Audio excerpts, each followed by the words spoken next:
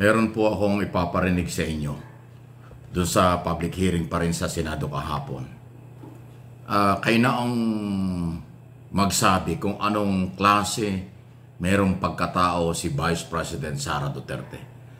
Maraming mga isyong pinag-usapan dahil kanyang budget ang dinidinig sa Senate Committee on Finance ni Senador Vice Chairman ng Finance Committee si Grace po. Tinatanong lang siya ni Alan. Mayroong mga tanong dito si Alan eh. Pero pakinggan niyo kung anong sagot ni Sara at saka yung style ng kanyang pagsasalita at galaw. Ito po. Okay? Magandang hapon po and welcome to the Senate. Magandang tanghali. I'd like to note that this committee is ruled by the women and kaming mga men ay nasa sidelines. Bibiro pa si Alan, no?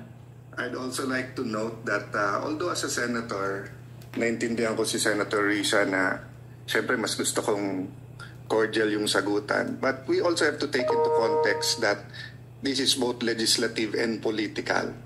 And there are attacks against the Vice President regardless saan nanggagaling. So, a little bit of latitude dahil we want kakampi man o kalaban to feel welcome. But I agree with Senator Risa naman na, how do we make it more cordial, no? So, Madam Vice President, may I ask just one question? Actually, two eh. One, nag-lunch na po ba kayo? And, may sagot. Yes, Senator Cayetano, nag-lunch na po ako.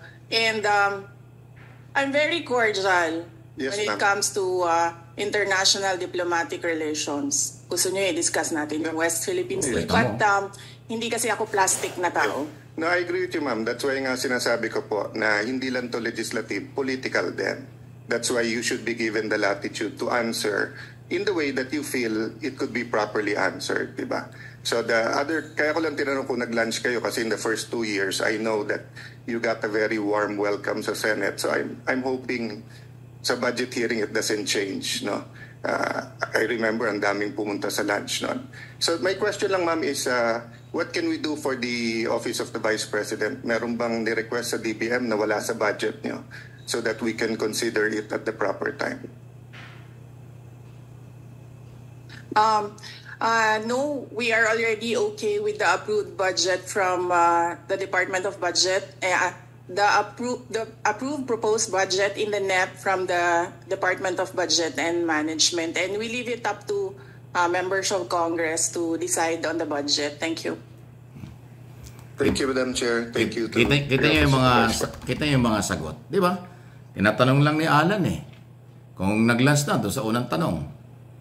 Abay, ang sagot niya, tapos na raw. Pero, pumitik pa siya. Tungkol sa issue na international, West Philippine Sea, gusto talakayin natin dito. Tapos sinabi niya, hindi kasi ako plastic. Wow. Bakit ganun? Alam niyo, kaya ako tinapik ito. Kung yung mga gunita, si Alan Cayetano, Vice Presidential Candidate yan ni Digong Duterte ng 2016. Pero, lately, itong mga Cayetano, naging kaalyado na ni Pangulong Marcos. Di ba?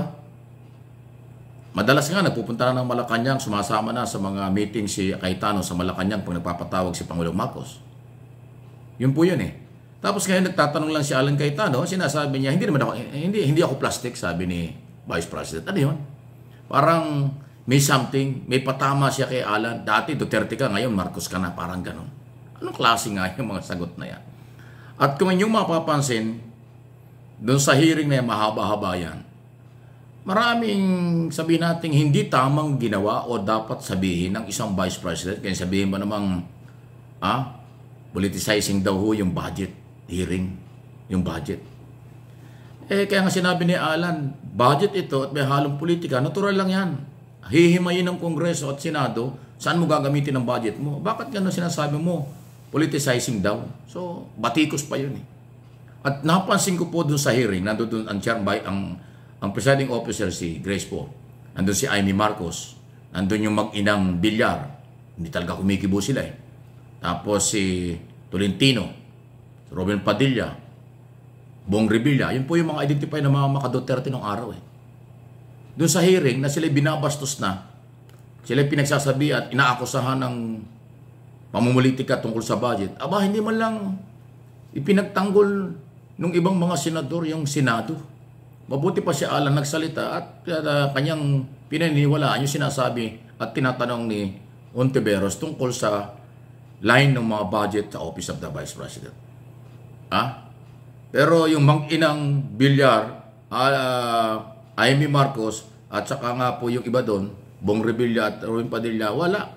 Dinedma yung pambabatikos o hindi magandang sinabi ng resource person sa budget hearing laban sa institusyon, laban sa mga senador. Ayun po yun. So, kayo,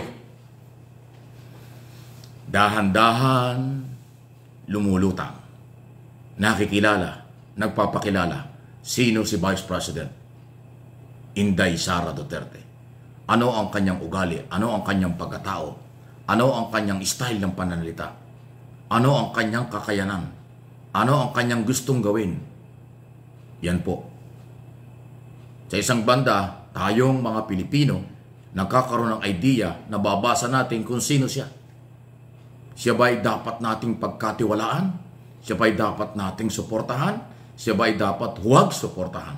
So, para sa akin, itong nangyayaring ito, kahit na medyo nagtataasan ng pride at nawawala ang respeto sa institusyon at nawawala ang respeto sa ibang opisyal ng gobyerno, abay, nakikilala natin kung sino siya.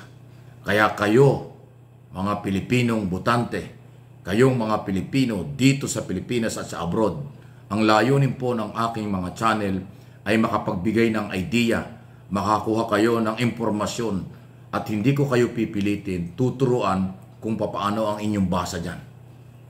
Kayo na po ang magpasya. Kung sang-ayon ba kayo sa ganitong klaseng pananalita, ganitong klaseng, sabi nga nila, attitude, ganitong klaseng Vice President, kung sa tingin ninyo tama yung kanyang ginagawa, nasa inyo yon. Kung sa tingin ninyo hindi makatao, hindi professional ang kanyang mga panalita, nasa inyo yon. Malaya-malaya po kayo. Kaya mag-comment, mag-react, like po ninyo ang ating mga video. Si Cayetano ang nagtatanong tungkol sa Lance at tungkol doon sa kanyang budget. Ang sagot niya ay, hindi ako plastic. Gusto niyo pag-usapan natin ng West Philippine Sea. Ano yun? Layo. Anyway, bahala na kayo. Para may idea lang. So, mamaya po, pag nagkaroon o sabihin, marami pa tayong tatalakayin sa mga iba-ibang issue tungkol dito. At alam ba ninyo na humaharap na sa press conference si Inday Sara Duterte. So marami na siyang sinasabi. Kaya marami tayong tatalakayin sa kanyang mga ginagawa at sinasabi. For the information ng lahat ng Pilipino dito at sa abroad. At kayo magpapasya kung ano ang inyong pananaw. Ako ay magiging tulay lang.